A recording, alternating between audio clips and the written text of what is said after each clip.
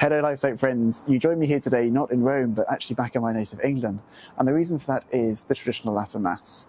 We've heard many things about the traditional Mass in recent months and in recent years. It's been the subject of many news reports, of many videos online, and of many frenzied accusations. But what I wanted today was to actually highlight the traditional Mass by speaking to those who either attend the Mass themselves or those who offer it. So that's why I've come to England. I've come to speak to priests who offer the Mass, and I've come to speak to people who attend the Mass to see what it is actually that drew them to the Mass, what they love about the Mass, and what makes that Mass so beautiful.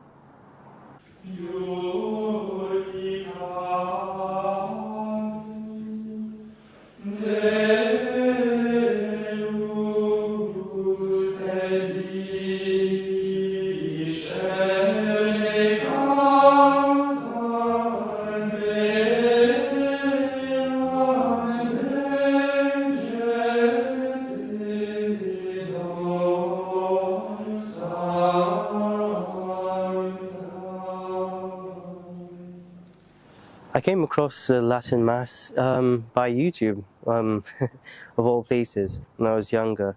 I was looking at how to serve at Mass, and how to serve particularly at Mass in Latin. If Latin was being used at Mass, how to serve at Mass.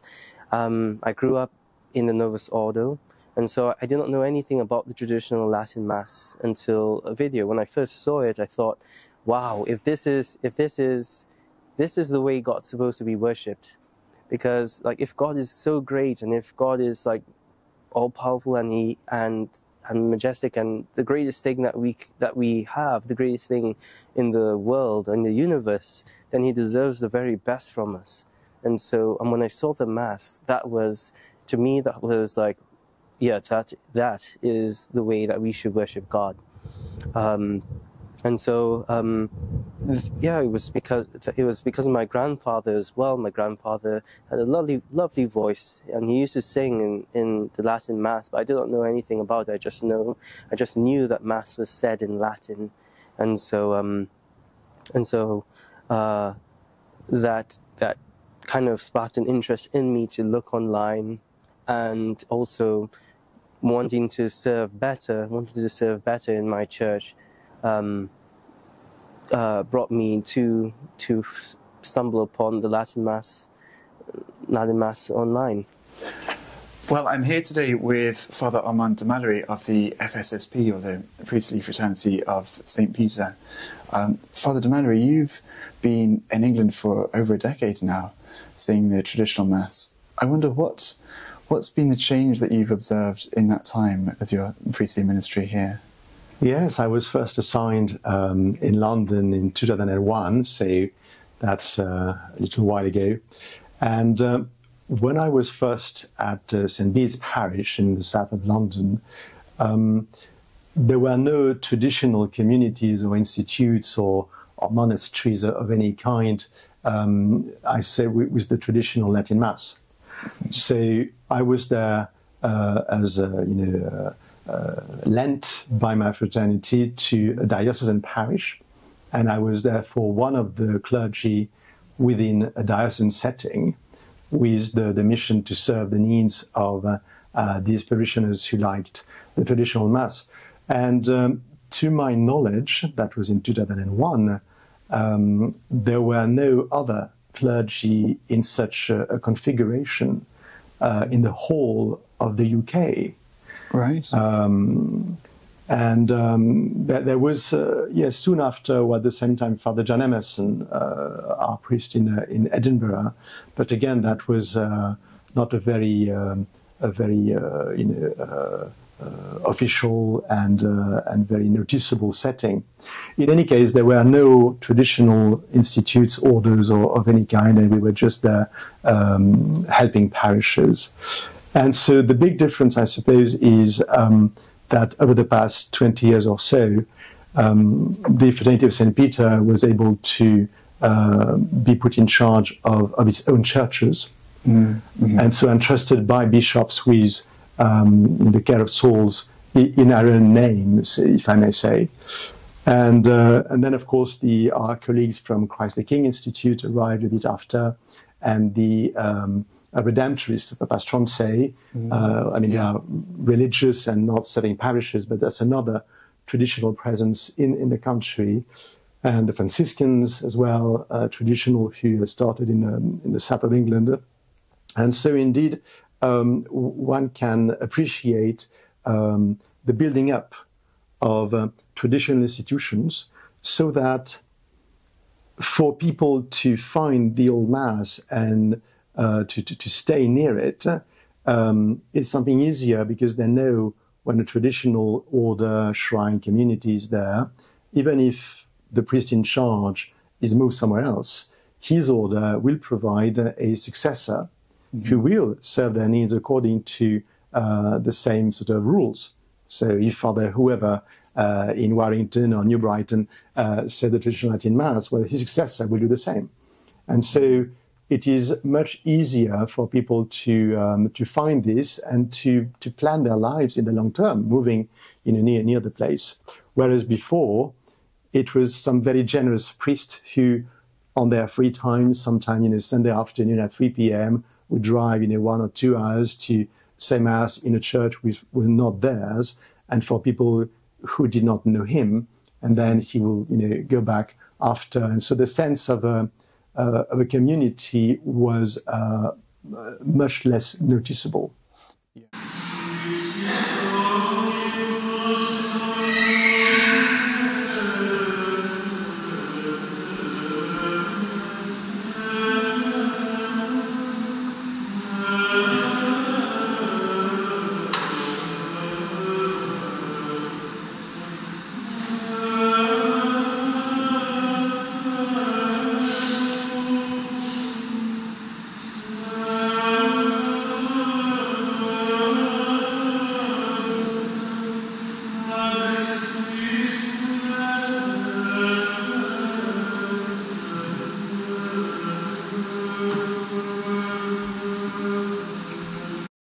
So, Father Quirk, your story of encountering the traditional Mass is peculiar, or different to many other people's. You entered the seminary for the diocese over in Ireland, and then you were ordained as a diocesan priest. But now, a few years on, you're here, you're in England, you're a member of a traditional community devoted to saying the traditional Mass.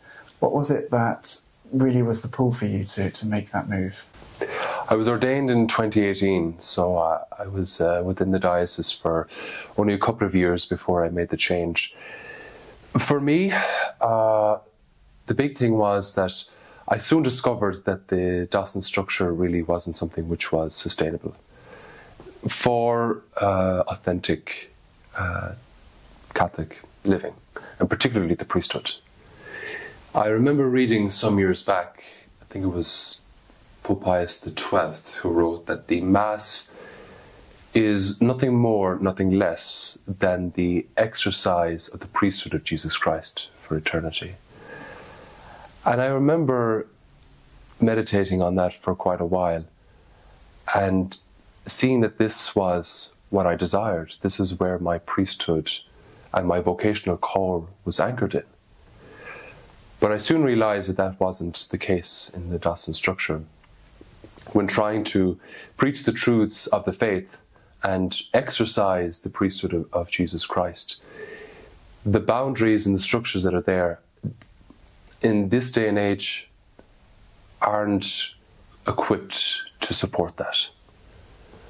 And so I had to make a decision early on in my priesthood, after a couple of years just, to seek a community or a place in which I could fulfill the call that I'd received from the Lord, because I could never fully enact that in the diocesan structure, in the typical modern parish life. Yes, the Mass is the Mass for sure, but I found myself that the exercise or the focus of the priesthood was something which is outside of the truths of the faith, where it was more focused on community, it was more focused on the secular side of things. And I found very quickly that the liturgy was really the battleground of the priesthood. and which should not be the case for the priest and for the liturgy. So therefore, I remember I'd never gone to the Latin Mass before seminary, and in my first or second year, I remember going there, and I remember being struck, not by the beauty particularly, because it was a low Mass, my first Mass, but I remember being struck by just the truth of it and the pathos that was there. And I remember particularly focusing on the priest during the consecration. Yes, the priest was facing God ad orientem, and not knowing what was taking place. You see, you have to remember that I just thought that the Latin Mass was the modern Mass, but in Latin and ad orientem. At this stage, I didn't know the differences, that there was many nuances there that weren't part of the modern Mass. But I remember that this movement within me, the Spirit was focusing on the priest at the moment of consecration, and just wanting to hold on to his chasuble, because I knew that he was going to heaven. I knew that was the direction he was going, and that he was bringing us all with us. And I remember that desire of wanting to hold on to that. And this is where was the truth of my priesthood and my calling, which never found any ground, any true soil in the Dawson structure. Therefore, I had to look elsewhere. And it was really then in the traditional liturgy was there, because as Christ said himself, that he is the vine, we are the branches. And the traditional liturgy has the roots that go very deep, right throughout the centuries and right throughout the development of the church. So therefore, I've clung to the traditional liturgy, and now I see the thirst being quenched for my priesthood, and where I can literally exercise the priesthood of Jesus Christ in my life, that I can be his branch, be his hands and be his feet. I'm a convert to Catholicism, and it's been 20 years this year since I entered the church, and about 3 years into my conversion and my entry into the church, I was reading a book by Saint Therese, or some writings from Saint Therese, where she was talking about the Mass. And I very quickly realised that the Mass that she was talking about bore no relation to the Mass that I was experiencing in my parish, which was an Novus Ordo parish. So I started investigating and reading, and went on the internet and found a whole new world of theology and beauty. And it coincided with me buying in a charity shop an old missal that I started looking through, and I was very much attracted to it. So I got onto the internet, found the Latin Mass Society, and found out where my local Latin Mass was, and went to experience the Mass for the first time. And I haven't looked back, and that was about 17 years ago. The attraction for me with the Latin Mass is that it allows me to be not distracted in my worship of God. It allows me to come into his presence in a more palpable way. And it allows me to experience the Mass as a sacrifice. I get to understand more clearly my faith through the purpose of the Mass, and the opportunity it allows me to adore God and to feel that proximity to him without any distraction. It allows me to be very much more contemplative. And when we look at what the Mass is, of its purposes, its adoration, and taking, for example, the Confiteor, the moment before the priest approaches the altar and the prayers at the foot of the altar, and to be able to come into that moment and to be sorry for sin. There is time for that before the more detailed parts of the Mass begin. So for me, it is an opportunity to develop my faith and to experience God much more closely without the distraction of the personality of a priest and actions by laity.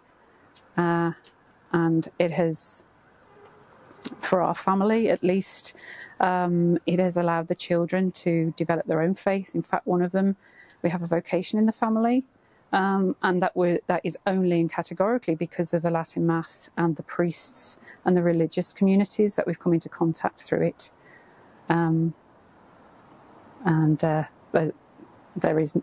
There is no other Mass that I would attend.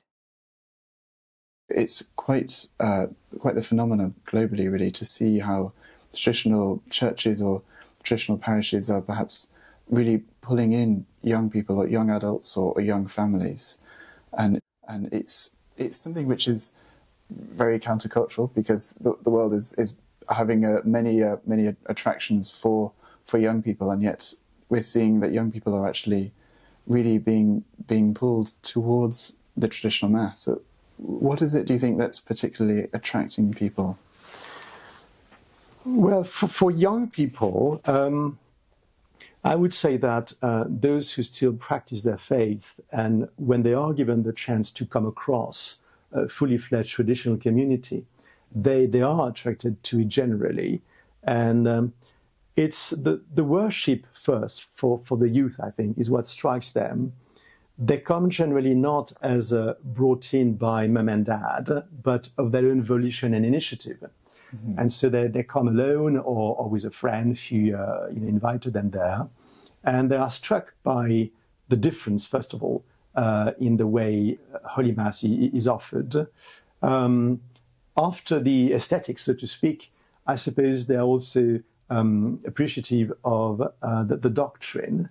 Not that, obviously, fellow priests in the diocese do not teach the doctrine, but there is certainly an emphasis on knowing one's faith in the homilies in traditional communities.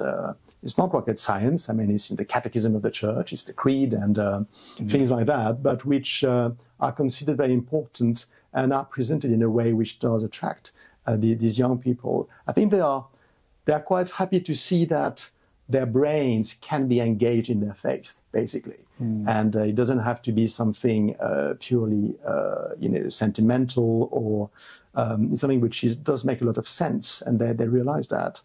And then there is the meeting young people their age. Obviously, it sort of snowballs when a few young people start attending such a Mass center, and then more come, and there's a dynamic of being a group of young people and then doing things together as well, like pro-life or other activities. We see that with the youth movement, Juventutem, where we have several groups in the country, in London and Reading and Warrington. So that's for the young people, a bit my perception, yes. Now, people are able to come and relocate or spend time in these churches which are run by traditional fraternities.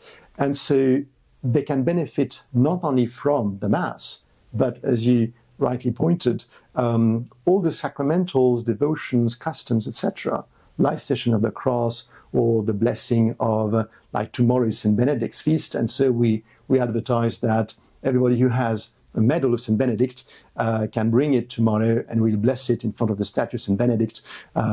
So many other things, like the blessing of throats on the feast of St. Blaise, and novenas and holy water for Epiphany. So all these things which were really part of the fabric of Catholic life and which have been lost, sadly. Now it's possible to offer it again to people who want to move or attend in the traditional communities, which is a wonderful development. So I began attending the Latin Mass, I think, due to searching for kind of reverence when I converted. And that's what initially attracted me to it, just a sense of otherworldliness, reverence, the fact that what we do in here is different from everything else. And then I think the first thing I noticed was tons of young people there like myself, which drew me to it more. I didn't feel kind of alone in this. And then after that, I think it was the silence and the fact that the traditional Latin Mass draws you into deeper, more contemplative forms of prayer, and that's what I love about it. Another aspect of that vitality with the traditional communities is the vocations. There is quite a vocations crisis. Even recently, there's been many reports about the need for priests and vocation, prayer campaigns really for priests. The traditional communities seem to be having a very strong pull for young men, whether it be the traditional priestly life or perhaps the traditional monastic life in communities. Why is that, do you think, in particular? Yes, I would say worldwide this is very true. In countries outside the UK, like in France or Germany or the US, of course, we can see that on a quite spectacular scale. For the UK, it's still small, because the traditional movement in this country is still small. But in proportion, however, when you compare the handful of priests of communities in this country who say exclusively or more or less the traditional Mass, and in comparison, the number of young men who have entered seminaries or religious life following their advice and spiritual guidance, the proportion is very high, very significant. I suppose part of it is that we make no mystery of the fact that we need priests, not we as our own little movement, but as the church. The church needs priests, and our Lord is asking everybody to pray for the master of the harvest to send laborers. And so we take that commission of our Lord very seriously, and we explain that to the congregation, to young people, to families, that they should pray and be glad if some of their children are called by the Lord. And we spend time with young people when they come to us seeking spiritual direction, advice, etc. We make sure that they have taken due consideration to the possibility of sacred celibacy as a priest, as a monk, or for young women, as a nun, religious. And in fact, we have several, at least 4 or 5, just connected with our FSSP apostles in this country who have entered religious life. That's for the women only. So that's very positive. And then, of course, again, a lovely snowball effect, because one of them will enter, and then he will have friends who are still in the world, and they will perhaps attend his minor ordination or tonsure or whatever. He will come back on holiday, and they will see him wear his cassock. And so there is a sort of a building up of interest and bonds with the one who sort of spearheaded the traditional attempt. And then more come, and hopefully within some years, one has some who were ordained and come from that local traditional parish, and then more young men come, or young women. So it's like restarting a beautiful process of dynamic, for God, for committing to God, body and soul in consecrated life. I suppose they also know that these young men from England or Scotland or Wales, or that we are using time-proven traditions to form them in consecrated life at our seminaries for the fraternity in Bavaria and in the US. And that gives them a lot of confidence, because they know that we're not going to experiment on them. We're going simply to offer them all these very solid parameters, not only liturgical, but doctrinal, spiritual, disciplinary, to help them become other Christ, really. And that is a very, very attractive option.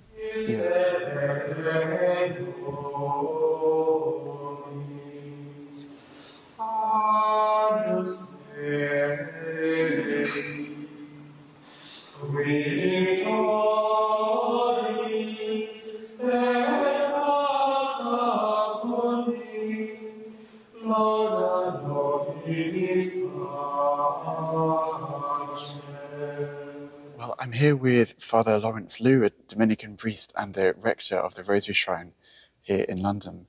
Father, I wonder if I could get your thoughts perhaps on, in your experience, what it is that attracts people to the traditional Mass.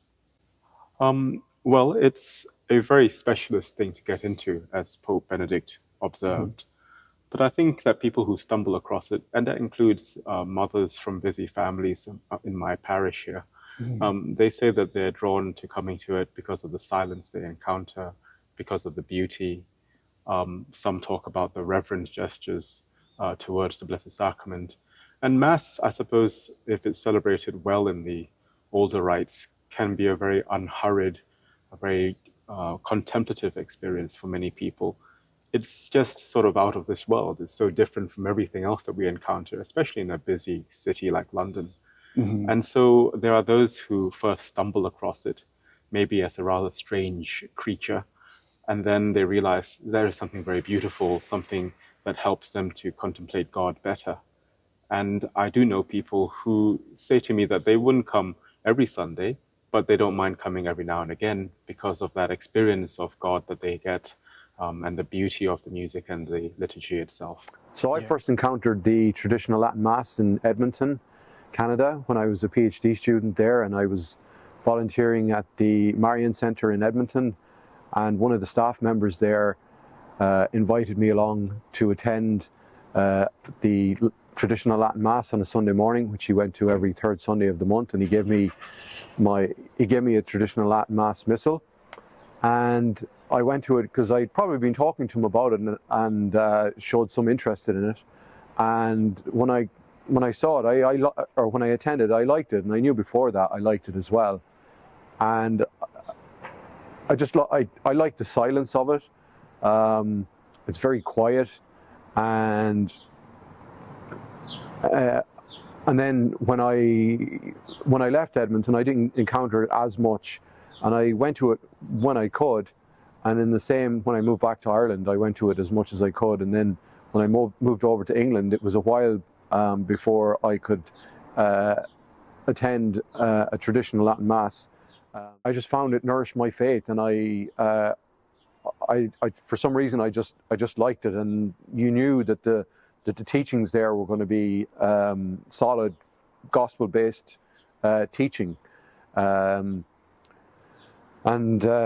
then the homilies that I heard when I started attending St. Mary's Shrine here in Warrington, I found them to be very good, and I found that they really nourished my faith, and I met like-minded Catholics, and that's why I really enjoyed about the traditional Latin Mass. You mentioned the silence there. That's one of the most striking things when you first encounter the Mass. I remember when I was young, learning to serve, that was very, very peculiar to get used to, in a sense.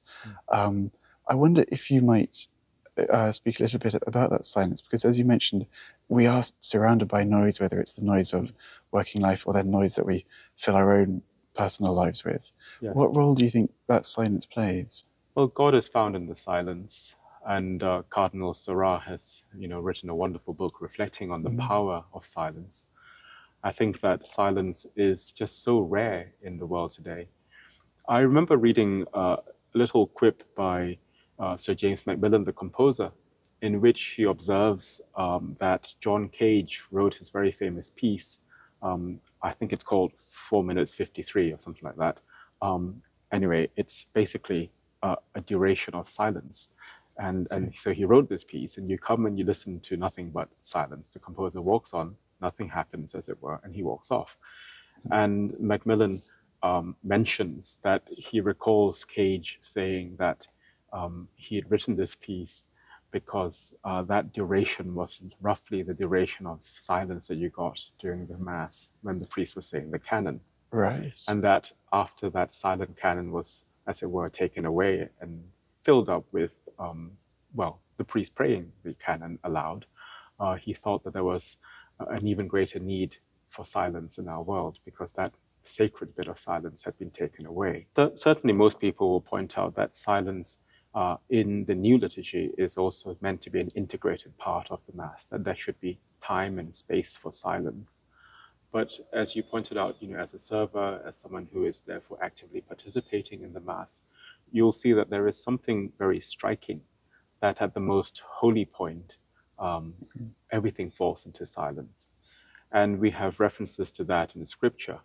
For example, the Book of Wisdom tells us that in the middle of the night, when all was silent, God's almighty word leapt down from heaven. And of course, that is what is happening at the altar. God's word becomes flesh sacramentally in the Eucharist. And so there's a beautiful symmetry there and it also points to God's incarnation in time and his incarnation, as it were, in the sacrament, the sacramental incarnation. And so silence there, I think, speaks very eloquently of the coming of God, of the Word made flesh in our world.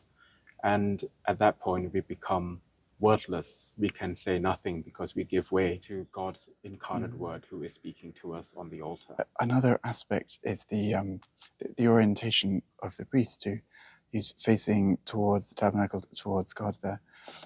What, say, catechesis almost, do you think that the direction of the priest has in terms of the people attending and the way they see? Well, greater, much more eminent scholars than I have written about this, whether we look to Father Lang at the Oratory here in London, or of course, Benedict XVI, or to Cardinal Sarah. All of them mention that in the liturgy, in East and West, there is this common orientation of priest and people, that we are turned towards the Lord. St. Augustine comments on this, and he says, yes, of course, God is everywhere, and we are not needed to be turned in any physical direction to be facing God. And it's an inward turning that is necessary. But at the same time, Augustine says, we do need this sort of physical turning towards God and this common orientation, because it is a powerful reminder that what we do exteriorly, we must do interiorly. People often tell me, oh, well, if God is everywhere, why do we need to turn? And my response to that is, well, then you'd start having this sense that, well, if I'm not doing anything exteriorly, then how do I interiorly turn as well? So the exterior movement and the rather, I suppose, striking posture of the priest standing at the altar, all of us commonly facing the same direction, should be telling us something. As we look at the crucifix or perhaps at the tabernacle, we are looking towards the Lord, and therefore we must be turned towards God at all times and in everything that we do in life. Yeah. Where else, where better to be reminded of this than in the Holy Mass, which is the most perfect prayer that we can offer to God, with the Son in the Holy Spirit to the Father.